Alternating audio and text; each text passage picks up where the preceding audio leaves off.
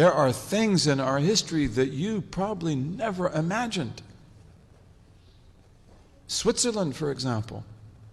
You know where Switzerland is, right? That beautiful little country where my grandfathers come from, in the mountains between Italy and Germany. Switzerland. Did you know that Muslims were in Switzerland in force for 150 years? Very interesting. How did they get there? Caliphate of Cordoba. The Caliphate of Cordoba. What? And what would they be interested in doing in Switzerland? Oh, they were smart people. And how did they do it? Sea power. Because Spain is always a sea power. Portugal is always a sea power. But the Muslims in Spain and Portugal, they controlled the Atlantic and the Mediterranean. And they built incredible ships. They built incredible ships. And why did they build such incredible ships? There were also ships of war. Vikings.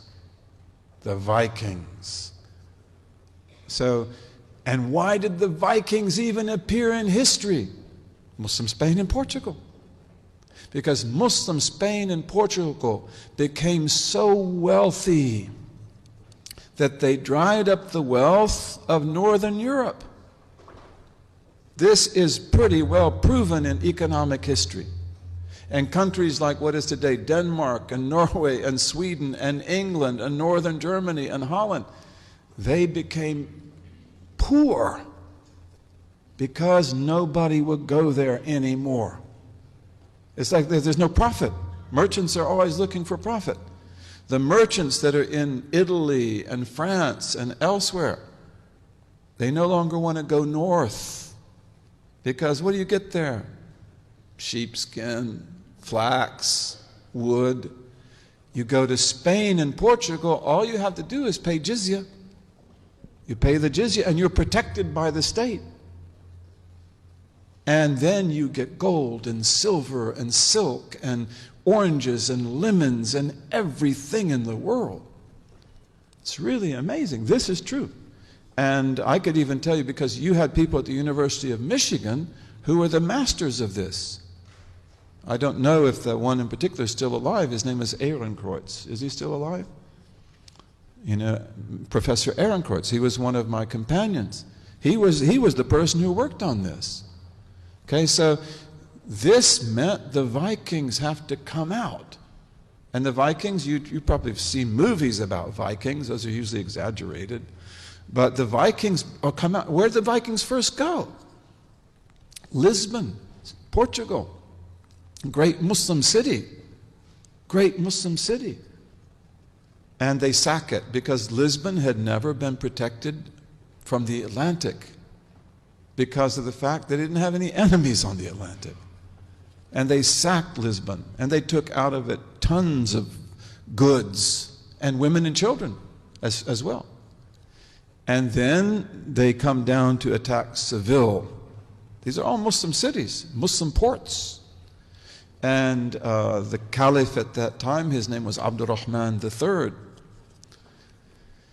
He said, he was building the Mosque of Cordoba. And he said, I won't put a brick on another brick until we get rid of these fire worshippers. He called them fire worshippers. He also called them Normans, Northmen, Norman. They called them Northmans. They called themselves Northmen as well. He said, I won't do, he said, stop the mosque. He said, we will fight these people. We will defeat these people. We'll teach them a lesson. You don't do this to our cities. You want to trade with us? That's one thing. But you want to do this? No, we will teach you a lesson. And the great Maliki scholar of Cordoba at that time, who's one of our famous teachers, Ibn al-Habib, he said, you are the Khalifa. You know, he didn't say you can chew gum and walk at the same time. They didn't chew gum then. But he said that, you know, you can still build the mosque and you can still take care of the Vikings. And they declared jihad. And in 100 days, the Vikings were finished. Finished. And they were punished. And many of the Vikings became Muslims. And they were settled in Spain in a city that I visited called Jerez de la Frontera. Jerez de la Frontera, which we called in Arabic Sheresh. And it always remained a Scandinavian Muslim city. And there were Vikings in Denmark as well. And ambassadors went to Denmark to see who are these Vikings and how do they fight. Because they have these really fast ships that they use to attack. But what do they do with the women and children? Because they take lots of women and lots of children, we have to ransom them.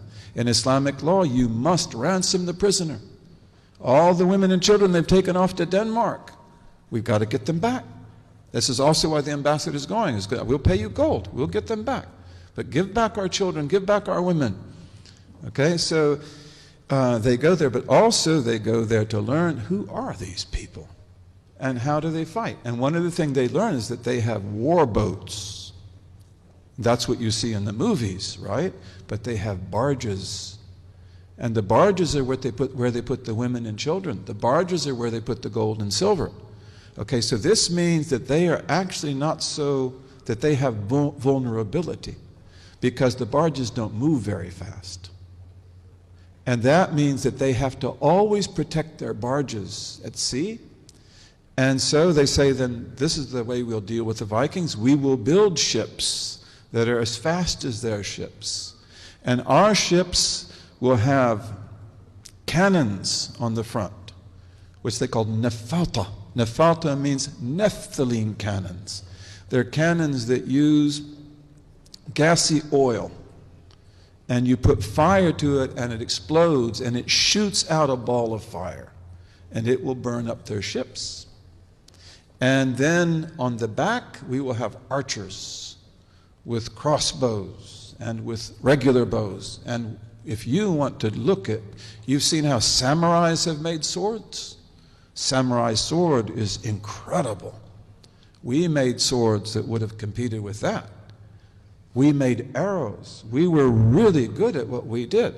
So they say, we'll have our archers and they will have so many arrows that they can fight for a whole week without stopping. And then we'll have boarding areas because we're going to conquer the Vikings at sea. We're not going to just drive them off. And then peace was made with the Vikings for about 16 years. The old king died. Many Vikings became Muslims during that time. The old king died. The new king said, the old king made the treaty. I didn't make the treaty. I don't agree. And so he came back, to maybe attack Lisbon and Seville or other cities. There are lots of cities in Spain and Portugal.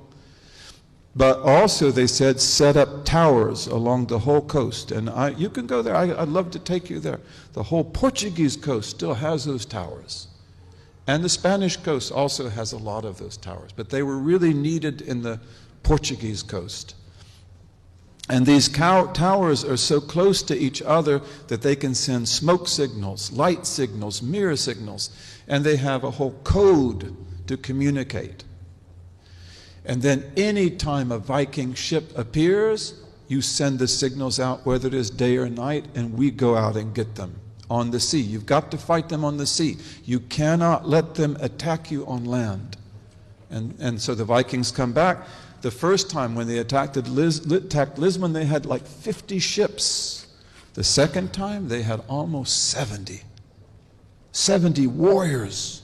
70 ships of warriors, of Viking warriors. And the Muslims attacked them at sea. And they burned half the fleet. And they took all their barges. And the rest of the fleets escaped. And they went into the Mediterranean. They attacked Morocco, Nadur. They attacked other places. Okay? And that is one of the most important battles in history. You remember that when you studied in school. You never heard about that, did you? But that is one of the most important battles in human history.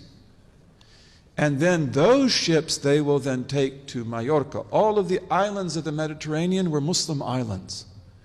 All of the islands of the Mediterranean embraced Islam even before Spain and Portugal. Mallorca, Menorca, Ibiza. Have you ever been to Ibiza? Ibiza. What word is Ibiza from? From Arabic. Yabisa.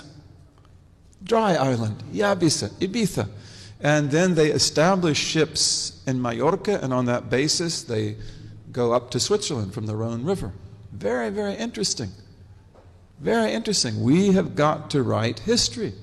We've got to write history. We gave a lesson in Detroit, on African roots in America, African Muslim roots in America, and also pre-Muslim roots in America. And that's not a dream, that's not an illusion, that's historical fact. But why didn't we study that in our history books? We've got to write our own history books, bi-idhnillahi ta'ala.